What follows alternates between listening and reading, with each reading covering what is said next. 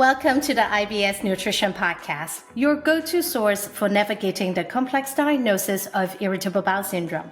Here, we dive deep into IBS and discover the power of diet and lifestyle to find freedom from your IBS symptoms. I'm your host, Jessie Wong, FODMAP dietitian and a gut expert. For years, I suffered from debilitating gut symptoms that kept me out of work, feeling constant discomfort in my body and anxious around food. Today, I'm in control of my IBS, able to eat the food I love again, travel whenever I want, and spend quality time with loved ones. It is my mission to help you do the same and transform the way you live with IBS. Let's get started. Welcome to another episode of the IBS Nutrition Podcast. Today, we are diving into a topic that affects so many of us. Bloating. And today I am here with my amazing co-host, Brooke, who is also our lead team IBS dietitian in our program, and all of our clients love Brooke so much. All right. Hi, Brooke. How are you? Hi, I'm good. How are you? Good. Are you excited about this topic today? I am. I think everyone is excited to hear more about bloating. But did you know there are different types of IBS bloating? We will explore what they are, why they happened, and most importantly, how you can manage them. Whether you are dealing with occasional discomfort or chronic bloating, we are here to provide insights and practical tips to help you find relief. Let's get started on this journey to better understand and managing your IBS bloating. So we have three topics that we are going to share.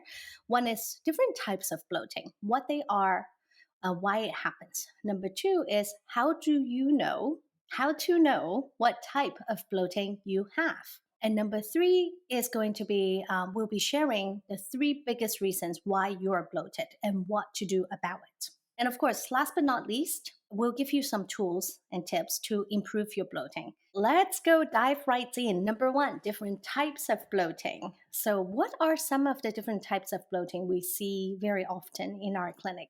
We see bloating caused by IBS, SIBO, food intolerances such as FODMAPs, and last but not least, abnormal visceral somatic reflex disorders. That's a mouthful. It is. Yeah, It can you is. explain? I think most of these may be, IBS and SIBO, we actually have an episode talking about IBS and SIBO and what are different types of bloating when you have SIBO would have. That's different than IBS. But that hmm word, abnormal visceral somatic reflex, it's actually more common than we think, and we actually see it quite often with IBS patients. Can you explain a little bit more what that is for us? Yes. So it means the diaphragm descends or contracts inappropriately, and the abdominal wall muscles then relax, allowing the abdomen to protrude. So, because of this, the abdominal cavity becomes smaller, making it more difficult to accommodate gas. And so, this can lead to abdominal distension and may also affect how bloating and distension are perceived. Okay. And this is something we actually see quite often in our clinic. And one of the hmm ways that can really help with this is actually deep diaphragmatic breathing. So when we are doing the deep diaphragmatic breathing, we are manually or we are moving our diaphragm in a way that can help it have better motions or moving it more appropriately. And hmm that can really help you retrain the diaphragm, and also it can really help with bloating. And one of our clients, I can't remember her name, but I remember her talking about this when we told her to do more deep diaphragmatic breathing throughout the day. And she said one time she was really bloated after a meal, and she did 2 minutes or 1 to 2 minutes of deep diaphragmatic breathing. So it doesn't need to be very long. And she said she measured her bloating because she was working with pelvic floor PT as well at the time. So the pelvic floor PT told her to measure her waist circumference. And she said that her waist actually shrank by 2 inches before and after breathing. And that hmm is the power of deep diaphragmatic breathing when it comes to managing bloating. And it is a very helpful tool. And it's one that we recommend all the time. If you don't know how to do it, actually at our free IBS masterclass, we lead you through how to do it properly so that you know what to do in these situations. So if you want to register to our free IBS masterclass, you can go to ibsdietitian.com/masterclass. So you can register and join us for one of our sessions. You'll also find the link in our show notes as well. All right, now let's talk about our topic number 2, how to know what type of bloating you have. This is always so tricky, right? Because sometimes I feel like initially when we start practicing, when we don't have that many documenting tools, our patients would come in and they may not know what is going on. And we ask them, and I remember one of my clients, she's actually a physical therapist herself, but not a pelvic floor therapist. And she said, I didn't know there's so many types of bloating. I know I am bloated. I didn't know it was upper GI, lower GI, or when it starts, where it starts. So whenever I was asking her all these questions, she would say, I don't know, I don't know, I don't know. And it can be a frustrating experience for the patient and for the practitioner as well, because there's not a lot we can do to help you identify what may be causing it if you don't know the details about bloating. So, what are some of the things that we would like to know about bloating when it happens to a person? Yeah, so number one is, where is the bloating? Is it above your belly button, below your belly button, your whole abdomen? So that is really important to kind of determine, is it lower GI bloating or is it more upper GI bloating? When does it start? Does it start first thing in the morning when you wake up and build through the day? Does it only happen after eating? Is it worse or better before or after a bowel movement? How long does it last? Is it right after a meal and then when you digest, it kind of goes away? Do you have gas with that bloating? Is it painful bloating or do you just feel kind of full? And again, back to, does it go away after you have a bowel movement?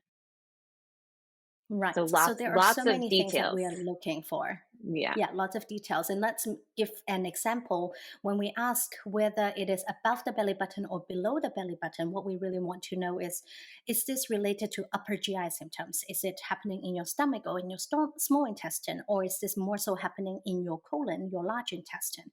Because these are all clues to tell us what may be going on in your gut and where the problem is. And then all the other little questions, they are really important as well, because it gives us a clue. Is it a food intolerance, or are you constipated, or is it something else that is going on that we may need further testing with your physician?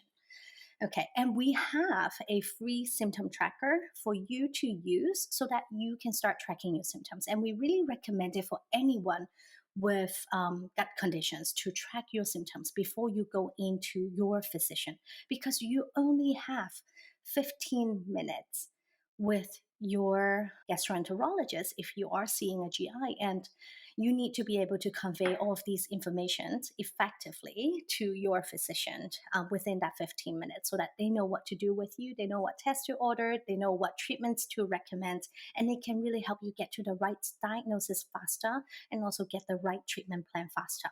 So our free symptom tracker is actually on pooppedia.org/resources. You'll find the link in our show notes as well, but it is a great tool, and we really recommend anyone with gut symptoms to use it. Document your symptoms before you see your provider.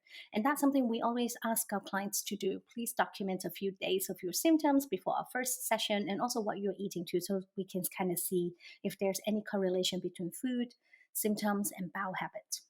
And when you bring in all the detailed notes about your symptoms, what your provider would ideally do is to help you identify what type of bloating you have, and then also help you dive deeper into what is causing the bloating. Because at the end of the day, you really need to know what is causing your bloating to prevent it from happening again. Well, let's move on to our third topic. What are the 3 biggest reasons why a person bloats and what to do about it? And this is something we see in our clinic and is also backed by research as well. So, the biggest reason why somebody may bloat is actually constipation. And sometimes this is overlooked. And sometimes patients may be having a bowel movement every single day. But if that bowel movement is not a full evacuation, then the residual stool in your colon will stay in there, they will get fermented, and they will cause bloating and significant amount of gas and sometimes pain as well. So if that could be a reason, then work on routine gut motility and have better evacuations every day to resolve it.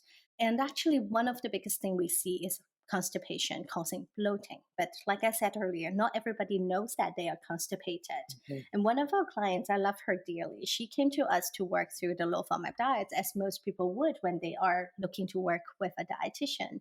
And what I learned about her was that she went to her doctor for constipation and bloating, and her doctor recommended the low FODMAP diet. So what she did was trialing the low FODMAP diet by herself. She actually bought cookbooks from other dietitians about how to do the low FODMAP diet. And she stayed on the low FODMAP diet for 1 whole year by herself. Her bloating and pain and symptoms went down when she's on the low FODMAP diet. But anytime she tries to reintroduce FODMAPs into her diet, her symptoms come right back. And here is her problem. So when she's removing FODMAPs, we're removing foods that are fermentable. So that helps with symptoms. But her biggest problem, her underlying root cause to her bloating is actually constipation, which was not resolved when she was on the low FODMAP diet. So whenever she's eating foods that are higher in FODMAPs, her symptoms will come right back because it's the FODMAP foods will stay in her colon. They will get fermented again because she's still constipated. And that would cause significant amount of bloating, gas, and pain.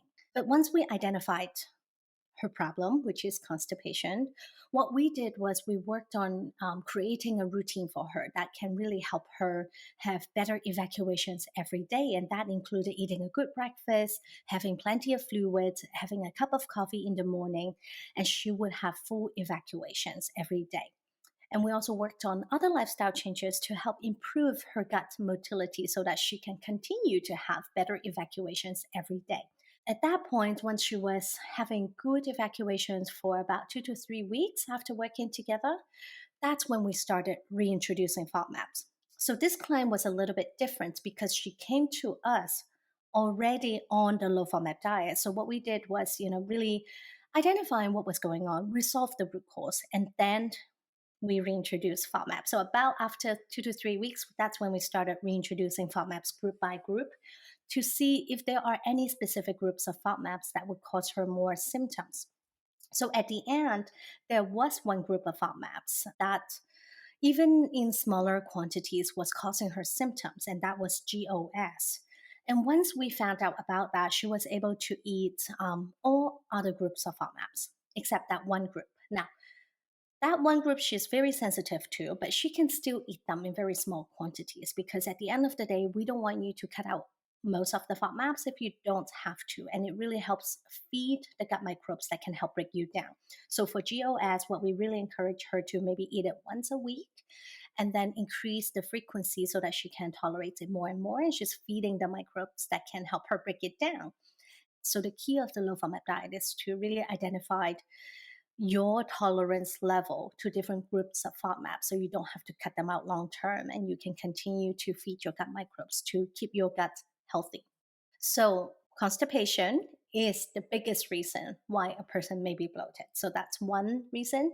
And then another scenario we see all the time, the second scenario we see all the time, I guess, would be SIBO, right? Sometimes when the bloating is very persistent, we know a person is not constipated anymore, but they still have still have bloating, they have gas, and sometimes a lot of the symptoms are more upper GI or in the middle of the abdominal area. Then we will look into, well, is it SIBO? And actually one of my previous clients, and this is a cautionary tale that I kind of want to share. This client, his name is Fayez, and he was a wonderful young man. He wants to stay healthy. He exercises all the time. He really tries to take care of his body.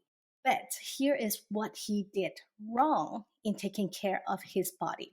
He really loves to go to natural or health food stores. And when he goes there, he will buy a bunch of supplements. He will buy protein powder. He bought other stuff that was recommended to him from those stores. And that included things that were probiotics and other stuff. He really loved those kind of stores, and he would buy whatever the salesperson would recommend. Now, these salespeople, I would caution everybody, they are not actually healthcare providers. They do not have a nutrition background. Their training comes from the companies that make these supplements. Their training purely comes from the supplements companies. And their training is to help them promote or market these supplements to consumers. So when they are telling you something, oh, wow, this has that benefit, this has that benefit, take it with a grain of salt. Well, actually, one resource that I really love directing everybody who is curious about supplements to is the NIH supplements fact sheets. They have all of the supplements out there that have been researched. And they actually break down the research to whether the research was high quality or it was low quality, and also say, well, how many people were in the research? Is it reliable or not? And you will find that once you look through a few of them, you will find that most of the supplements don't really have evidence to support their use.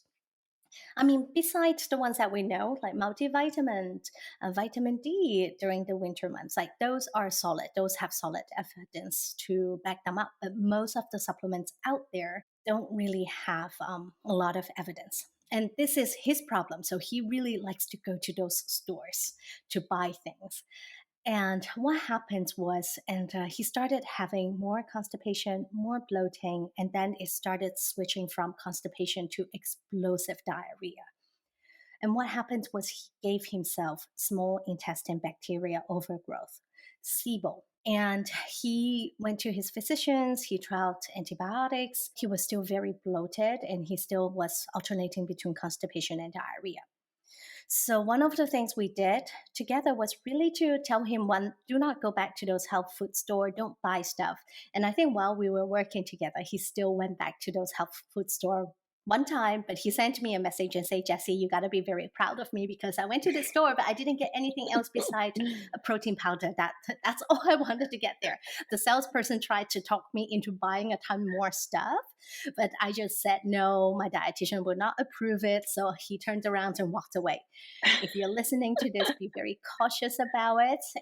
We are hoping to save you money and save you time and save you from these fallacies that promise so much when in reality, it might just all be placebo because we don't know if it works or not. And in fact, I have an episode with Dr. Andrea Love where we talked about all the tests that you don't need, and we see it a lot in our clinic, like food sensitivity tests or GI map, like they don't have actual science backing to them. But you will hear people say, oh, I did this and I cut out those food, or I did this regimen and I felt so much better. Some of it might be placebo. We don't know, and we just don't have long-term safety data to prove it. But anyways, go back to what happened to Fayez. He was wonderful. What we really did, now he has the type of SIBO, which is methanogen overgrowth, that actually cause significant constipation. So, and it's really difficult to treat. And the reason why he got it, I'm going to say it again, is because he took probiotics and prebiotics supplements that was not suitable for him. Okay.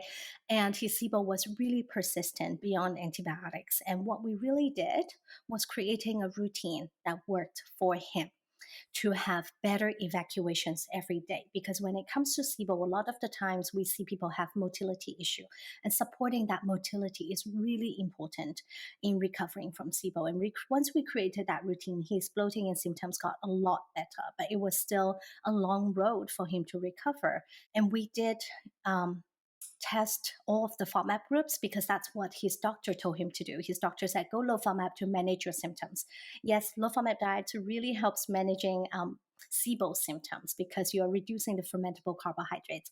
But ultimately, what we did was testing each group of the FODMAPs so that we know how much he can tolerate for those groups, and he can still safely eat a small amount of it and not trigger symptoms and not make his symptom worse. So remember, be very careful what you put in your body and where you spend your money on. These are not things that work.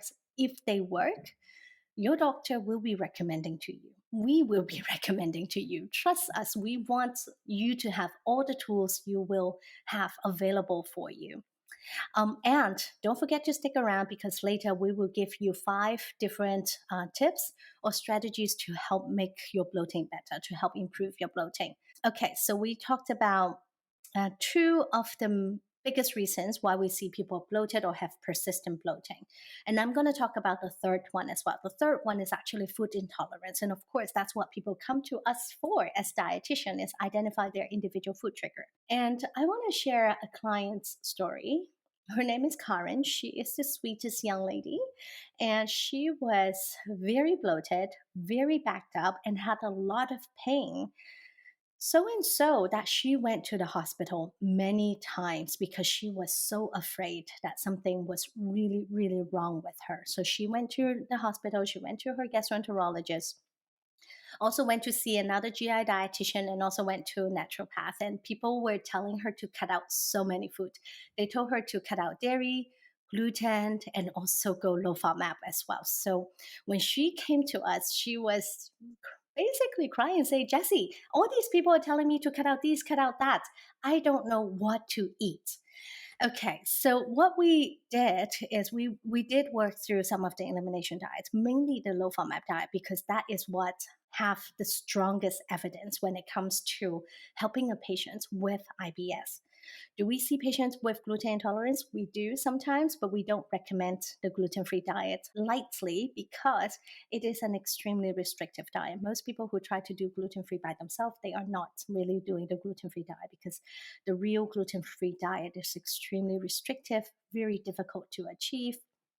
And sometimes we do see that, but we don't recommend it lightly unless it's necessary, and we always challenge. But anyway, go back to Karen's story. So she cut out so many food and she really didn't know what to do. And when she came to us, and what I realized was that she's actually very, very backed up to a point that she was having really sharp pain on one side of her body, on the left side and sometimes on the right side. So these were the sharp pains that would send her to the hospital. And she didn't know what was causing it. And when we know that she was very constipated, the first thing we did was use some over-the-counter laxative to help her clean out and then help her create a routine that really worked for her. So she stressed a lot. So what we did a lot was deep diaphragmatic breathing to help her bring down her stress level and really help her brain and her gut to have better communication so that she doesn't have these pain episodes as often. And deep diaphragmatic breathing was also one of the tools she used. Whenever the pain starts, she would start the deep breathing. She would say after a few breaths, the pain is so much better, or sometimes they would be gone completely. So if you're listening, if you're someone who has bloating or pain, do the deep breathing. It's our number one recommended tool.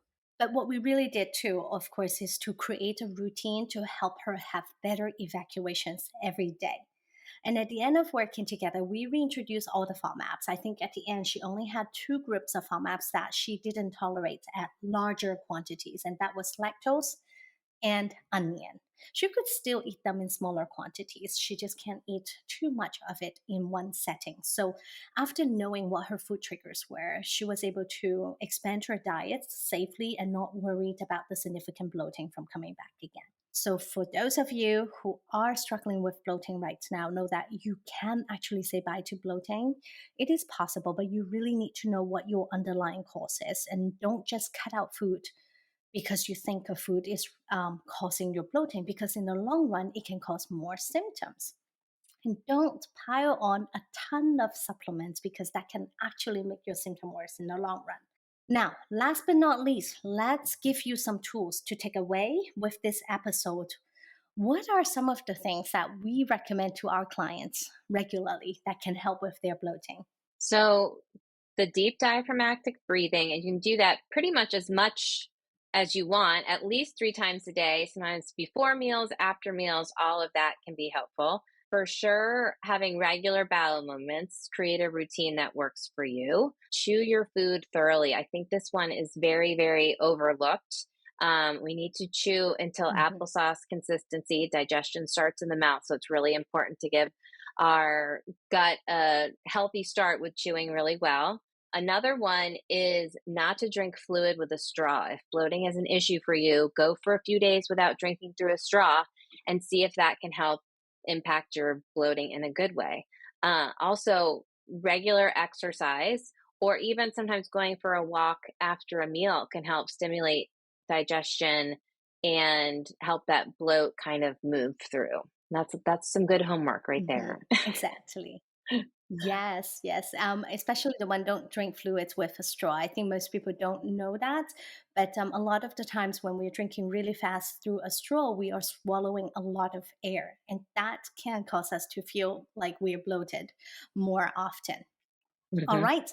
That's all for today's episode on different types of IBS bloating. We hope you find the information helpful and empowering. Take care, and we will see you next time on the IBS Nutrition Podcast. Bye. Thank you for tuning into the IBS Nutrition Podcast. We hope today's episode has brought you closer to understanding and managing IBS. Remember, you are not alone on this journey, and finding freedom is possible. For more on IBS, make sure to follow us on your favorite podcast platforms and please leave us a 5-star review. We would really appreciate that. You can access links mentioned in this episode in the show notes to learn more about your type of IBS and how to identify your own food or lifestyle triggers. Register for our free IBS Masterclass, 3 Steps to IBS Relief, for our proven holistic 3-steps approach to managing IBS once and for all. Head to ibsdietitian.com/masterclass to register. Until next time, take good care of your gut, and here's to your health and happiness.